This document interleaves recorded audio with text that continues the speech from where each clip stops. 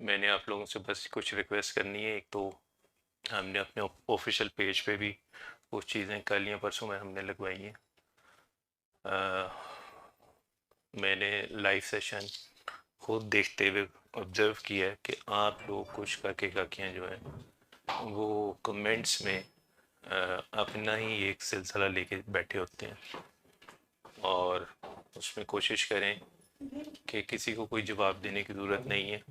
हर चीज़ clear होती है और किसी का कोई जो क्वेश्चन होता है वो थोड़ी देर के बाद वो डॉक्टर साहब की ज़ुबान से उसका आंसर आ भी जाता है।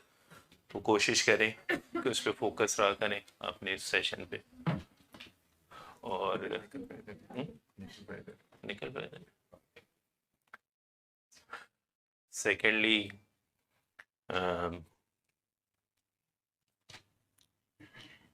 कुछ इंस्ट्रक्शंस थी वो मसीलेस के थ्रू हम गाहे बगाहे कुछ ना कुछ देते रहते हैं।